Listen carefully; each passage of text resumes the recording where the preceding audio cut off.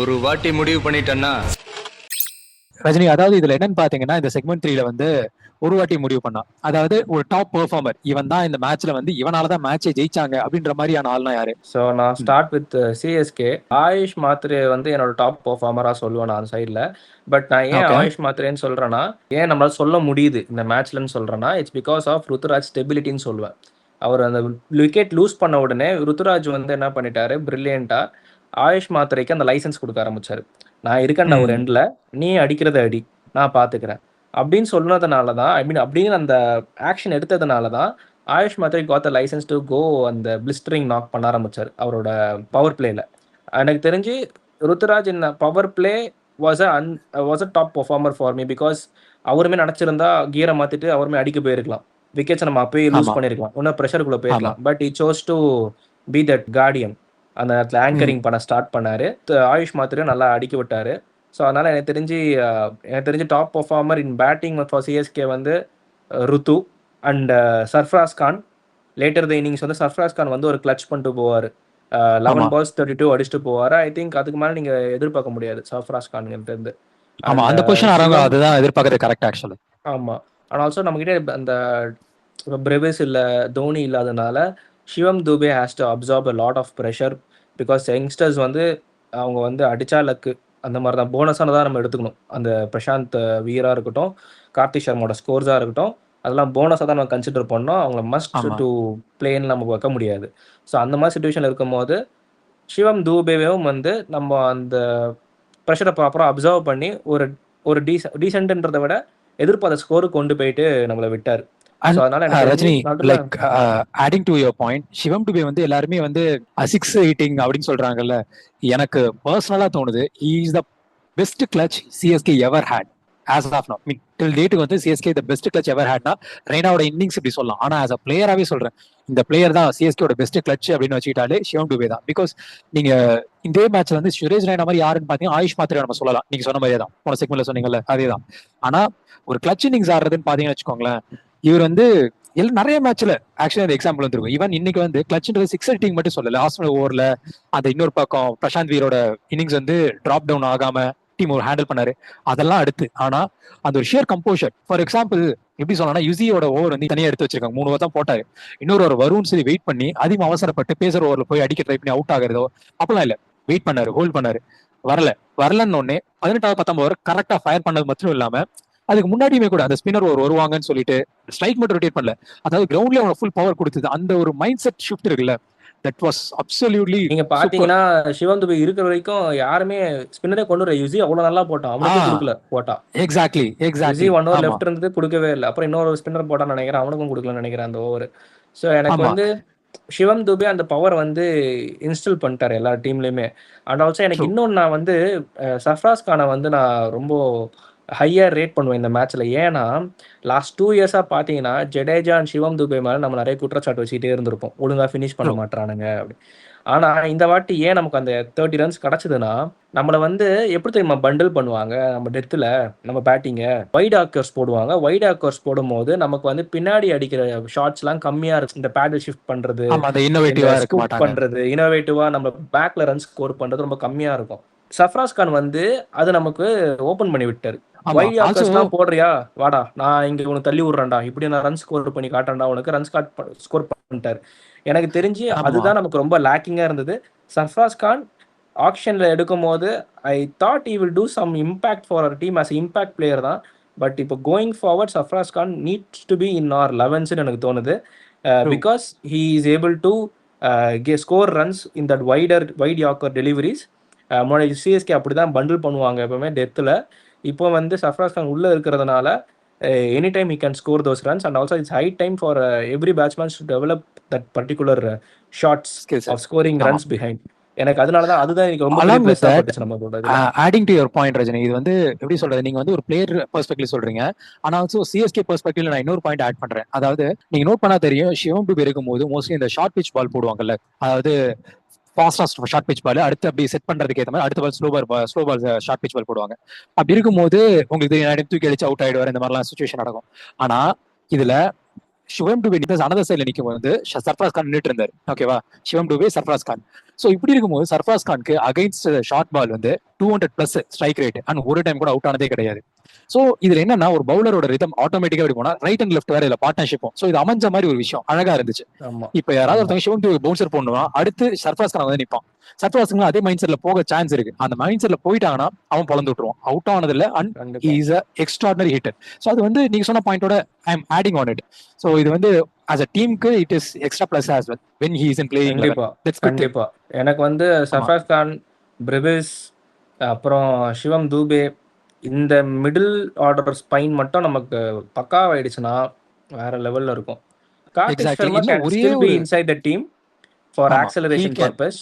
But என் எனக்கு என்ன தலைவன் தோணுது நீங்க மம்மட்டி உள்ள சொன்னதான் நீங்க வந்துட்டானா சாரி மம்மட்டி உள்ள வந்துட்டாருன்னா, நான் கார்த்திக் சர்மால வெளில உட்கார தம்பி, நீ அடுத்த சீசன் ஆடிக்கோ, எங்க மம்மட்டிக்கு ஆமா இந்த சீசன் விட்டுரு. மம்மட்டி வந்தாருன்னா ஒரு 4 சிக்ஸ் ஆச்சு எங்க கண்ணில் காட்டுவாரு, தொட்டு கும்பிட்டு நாங்க பாட்டுன்னு போயிடுவோம், தோத்தாலும் பரவாயில்ல அப்படின்னு சொல்லி இல்ல ஆனா நீ இந்த வெளில மேட்ச்ல இல்ல உட்கார போன தம்பி. வருஷம் கொடுக்கறதா லாஜிக் இல்ல. ஏன்னா பேட்ஸ்மேன்ஸ் இல்ல, இந்த வருஷம் பேட்ஸ்மேன்ஸ் இருக்காங்க.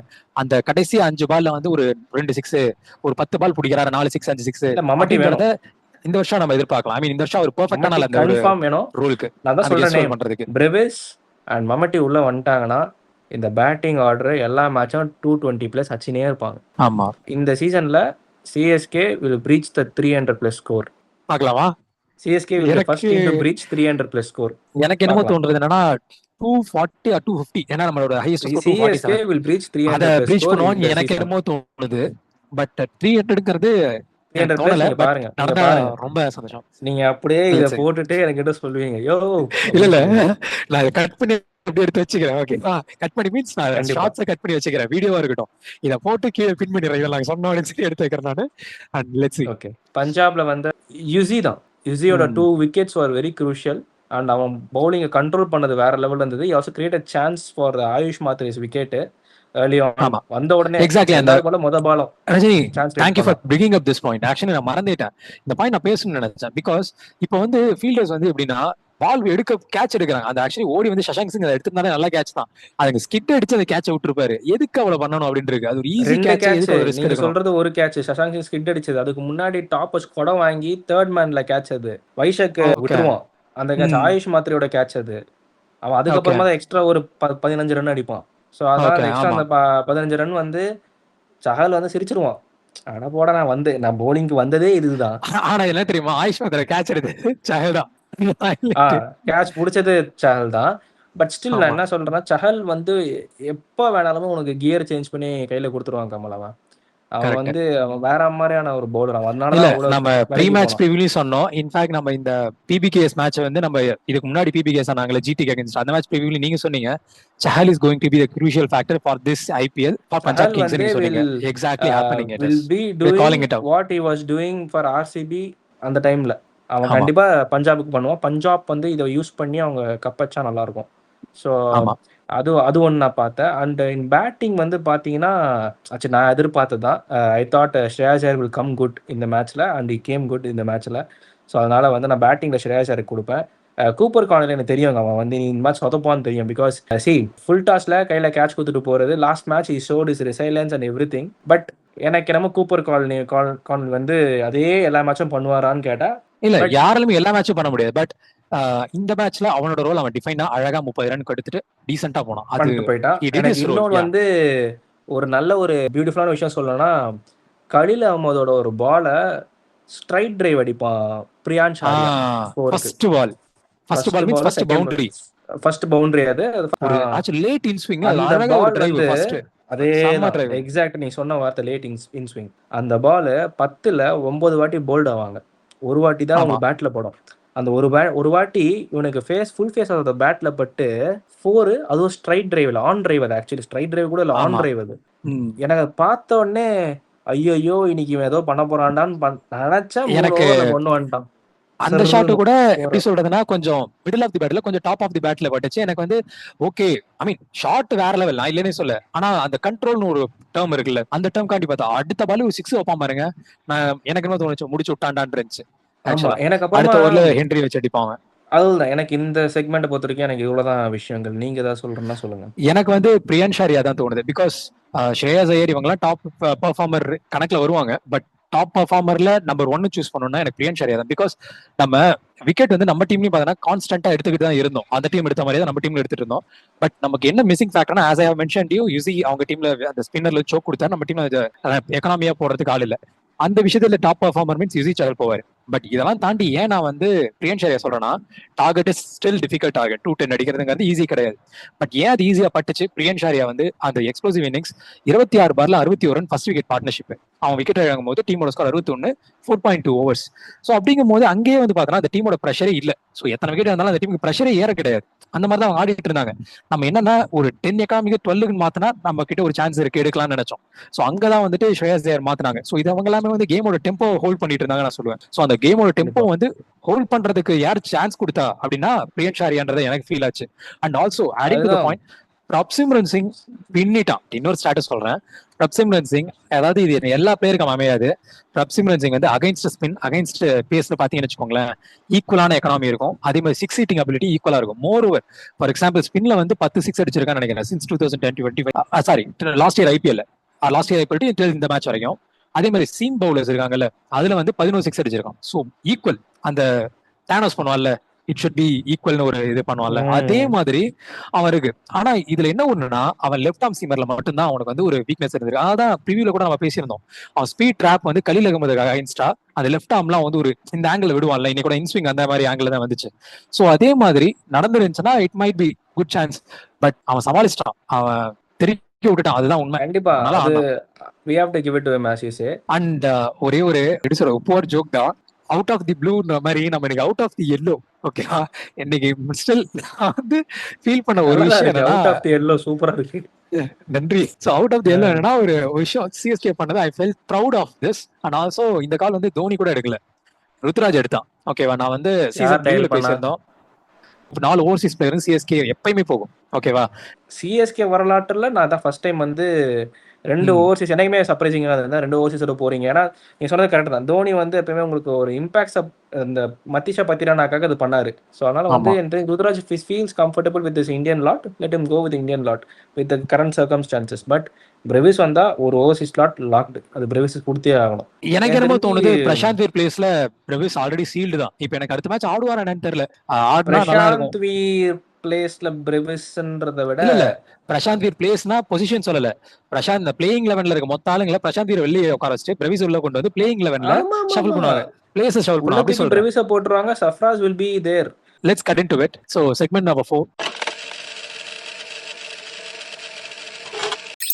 Segment number 4. இந்த segment number 4 என்னன்னா, we are going to talk about the lone warrior or else unsung hero, or else இல்ல அண்ட் அன்சங் ஹீரோன்னு சொல்லலாம்.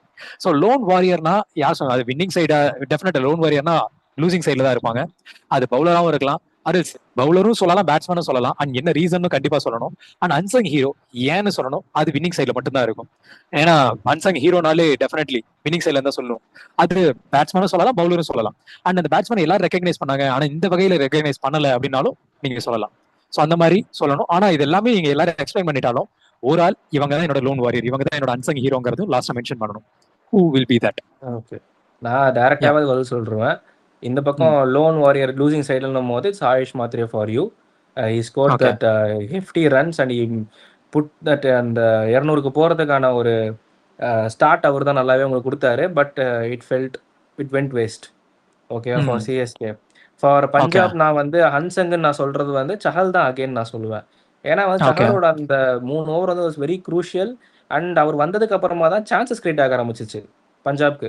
ஓகே, என்னோட லோன் வாரியர் யாருன்னு பாத்தீங்கன்னா, நான் வந்து கலீல் அகமது கொடுப்பேன். பிகாஸ் ஆயுஷ் மாத்ரே வந்து எதனால நான் ஃபீல் பண்றேன்னா, நீங்க சொன்னது ஆயுஷ் மாத்ரேக்கும் எனக்கு தோணுச்சு, கலீல் அகமது உண்மையிலேயே லோன் வாரியர் தான். ஆமா, ஏன்னா ஆயுஷ் மாத்ரேக்கு என்ன, எனக்கு ஆயுஷ் மாத்ரே என் மைண்ட்ல இருந்துச்சு, ஆயுஷ் மாத்ரே சிவம் டூபேன்ற மாதிரி என் மைண்ட்ல இருந்துச்சு. பட் ஏன் நான் வந்து கலீல் அகமது போனேன்னா, ஏன்னா இவங்க பேட்டிங் பண்ணும்போது கூட ஒரு ஆள் சப்போர்ட் பண்ணிட்டு இருந்தாங்க, பேட்டிங் அந்த பிச்சு பேட்டிங் ஹெல்ப் பண்ணிட்டு இருந்துச்சு. பட் இன்னொரு பக்கம் பவுலிங்ல கலீல் அகமது மட்டும் ஒரு ஆள் வந்து தனியே இழுத்து பிடிக்க ட்ரை பண்ணிட்டு இருக்கான். 9.3 எக்கனாமில இருக்கு. அதுவே எனக்கு கேட்ட அந்த பிச்சில் அது கம்மி தான். அந்த ஒரு 2 ரன் 3 ரன் மார்ஜின், அந்த மாதிரி 5 ரன் ஒரு ஓவர் கம்மியா கொடுக்கறது தான் இந்த மேட்ச் வின்னிங் இன்னைக்கு மாறி இருக்கு. ஸோ அந்த விஷயத்த வந்து கலீல் அகமது மட்டும் பண்ண ட்ரை பண்ணிட்டு இருக்கான். இன்னொரு பக்கம் மேட் என்ட்ரியால கொடுக்க முடியல. கலீல் அகமது பாவம்ன்ற மாதிரி எனக்கு ஃபீல் ஆச்சு. அவன் என்னமோ பண்றான், ட்ரை பண்றான், பட் கரெக்ட் அந்த லோன் வாரியர் ஃபீல் கரெக்ட். எனக்கு வந்து யார் அன்சங் ஹீரோனா சேம் யுசி தான். ஏன்னா பிளேயர் ஆஃப் த மேட்ச் யாருன்னா பிரியன் ஷாரியா. பட் அன்சங் ஹீரோவா போறது யாருன்னா இந்த மாதிரி ஆளுங்க தான்.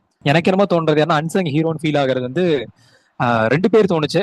Same Prabhsimran Singh and then இவன் தோணுச்சு, யாரு யுசி தோணுச்சு. பிரப்சிம்ரன் சிங்க்கு அதே மாதிரி தான் பேட்டிங் அசஸ் பண்ணுது. ஆனா பவுலிங்ல வந்து எல்லாருமே, அதுவும் யோசிச்சு பாருங்களேன், ஸ்டாயின்ஸ் 16 ஓவர் 16 ரன் சாரி ஒரே ஓவர்ல. ஆனா யுசி ஒரு பக்கம் வந்துட்டு இத்தனைக்கு ஸ்பின்னர், அந்த பிச்சு ஸ்பின்னருக்கு அப்படி ஒன்றும் சப்போர்ட் பண்ணல. ஜஸ்ட் பிகாஸ் நீங்க சொன்ன மாதிரி தான் line and length and then வந்து பார்த்தோன்னா அந்த சின்ன லூப் வச்சு பண்றது, ட்ரிஃப்ட் பண்றது, இந்த மாதிரி விஷயத்திலேயே அவன் வந்து எனக்கு பிச்சு சப்போர்ட் பண்ணல, என்ன நான் பாத்துக்கிறேன் அப்படின்னு விரல சொல்லிட்டு விட்டு அவன் ஆடிட்டான். பண்ணான். அதேதான் எக்ஸாக்ட்லி, வேறல விட்டுட்டு ஆடிடான். பெர்ஃபெக்ட் வேர்டு அது. அந்த ஸோ மாதிரி இருந்துச்சு. அந்த மாதிரி வெரி குட் கால் அதில்.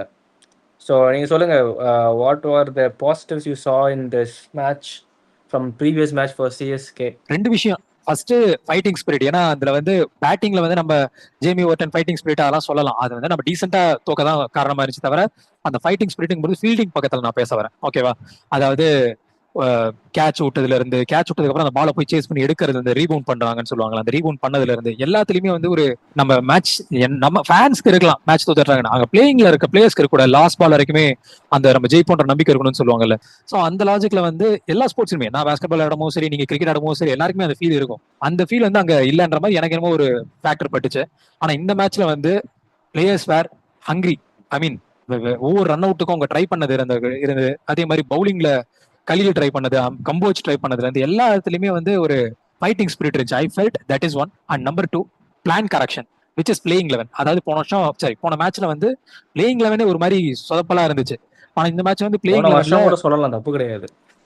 போன வருஷம் ஸ்குவாடே சொதப்பலா இருந்துச்சு, பிளேயிங் 11 மட்டும் கிடையாது. அப்படிங்கும்போது எனக்கு என்ன ஃபீல் ஆகுதுன்னா, somewhere it got corrected. And Brevis எல்லாம் உள்ள வரும்போது ஆப்வியஸ்லி எல்லாருக்குமே தெரியும் அது கரெக்ட் ஆயிடுன்னு. இந்த பிரெவிஸ் இல்லாதப்போ நம்ம என்ன பிரெவிஸ் வந்தாலும் பேசினோம்னாலே அது தேவையில்லாத பேச்சு. ஸோ இப்போ இருக்கிறத வச்சு பேசும்போது it is a great call and it's a good thing happen in CSK. And also ஒரு எக்ஸ்போஸ் ஆனதுக்கு அப்புறம், இது எக்ஸ்போஸ் கிடையாது, இந்த மேட்ச் தான் actually a loser. Last match is a failure. ஃபெயிலியருக்கும் லூஸுக்கும் நிறைய டிஃபரன்ஸ் இருக்கு.